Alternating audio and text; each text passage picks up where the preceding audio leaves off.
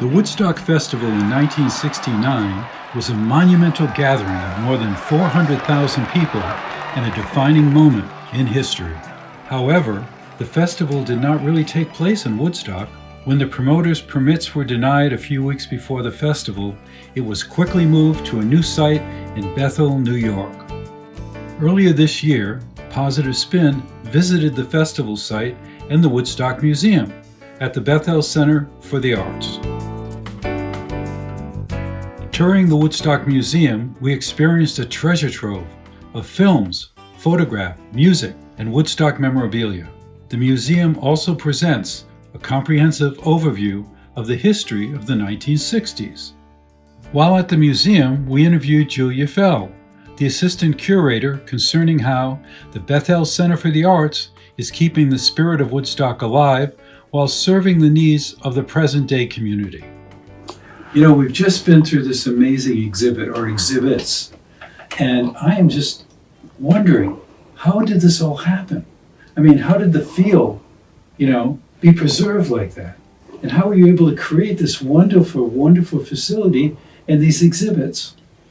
Well, it's a long story. It's a story 52 years in the making right now as of 2021. And it all started back in 1969 with the original Woodstock Music and Art Fair.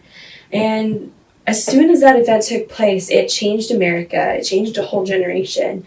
And from that point on, there were 450,000 people and more who were committed to preserving the memory of Woodstock. As early as 1970, there were people gathering here informally to have reunion concerts.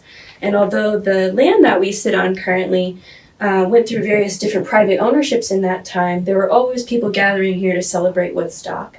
Eventually, in the 1990s, the property was purchased by the Gary Foundation, and that is a foundation that currently still owns the property and developed it into Bethel Woods Center for the Arts, including the museum at Bethel Woods. The intention that Mr. Alan Gary had when he and his foundation purchased the land was to use the spirit of Woodstock and the history of musical performance on this site to help reinvigorate Sullivan County, which in the past 50 years or so has become one of the more depressed counties in New York State. It's also his home county. So he wanted to do something for his home, the place where he grew up. And he recognized the opportunity of Woodstock to help make that change. So in 2006, we officially opened our concert pavilion site. It is one of the largest outdoor concert pavilions in the country. It holds 16,000 people at full capacity. And we also opened the museum at Bethel Woods here in 2008. So we've been going for 15 years now as a concert pavilion, and we'll be going on 15 years as a museum in a few years' time. That's amazing, but what also is amazing to me is that while you're preserving the past, you're inviting the local community, the children, artworks, special events. It's almost like, the next generation is, being given the torch in a certain way, in a way that's appropriate for them, not to relive the past, but that you have all these programs. Can you talk a little bit about some of these programs? Absolutely. The Bethel Woods Center for the Arts has a lot of different programming. We have programming that is hosted by the museum here, especially in 2019 for the 50th anniversary of Woodstock. We saw a big resurgence in our programming, such as panels, live videos, things of that sort. We also offer a lot of educational programming. We have camps for children that focus on music and theater and performance. We have adult workshops for things like photography, and lots of special experiences like film festivals. So where do you see the center 50 years from now? Well, that's a big question, and I can't say for all of the other wonderful things that go on here at Bethel Woods Center for the Arts, but I can say about what us as part of the museum staff have been working on. And we did have to take a step back after our 50th anniversary in 2019 and say, okay, what's our legacy for the next 50 years? So we are very conscious of this, that we have a legacy. And funnily enough, right around the time we were taking that step back, the COVID-19 pandemic hit. And we went into our lockdown in late March of 2020. So it was a tough time, but we used that time of having to change our perspective to really think about what we were going to do to preserve that legacy. And so one of the biggest projects that we're currently working on, and part of the reason that I've gotten to know you, is our oral history initiative.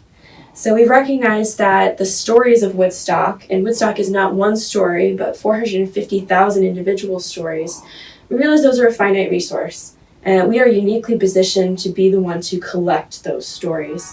And we need to be doing it now, before they slip away, because in 50 years, chances are there will be nobody from the original Woodstock. However, their children and grandchildren will still be here wondering about what happened. And we want to do our best to provide those stories for those generations yet to come. Well, thank you very much. I really appreciate it. And I appreciate being part of the program with the oral history.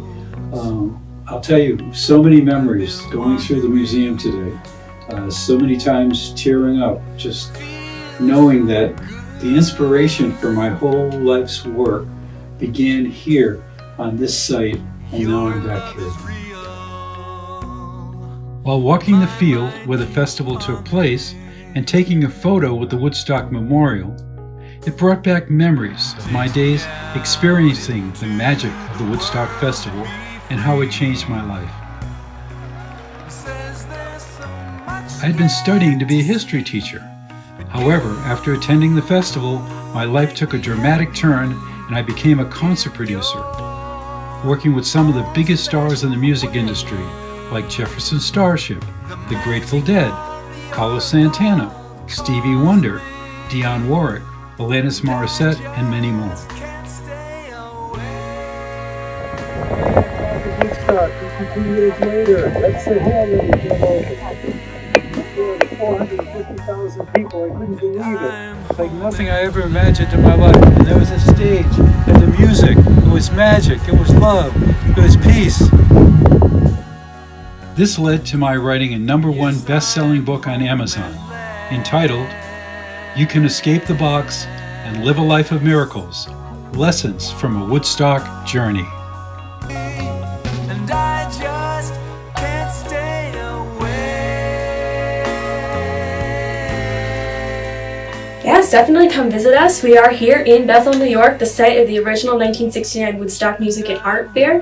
We are open April through December every year. Our hours are 10 to 5 every day, 7 days a week. It's a wonderful place to come. Our exhibits are exciting and our grounds are nothing less than iconic. So please do come give us a visit. Oh, our website is www.bethelwoodscenter.org. 'Cause I'm home at last.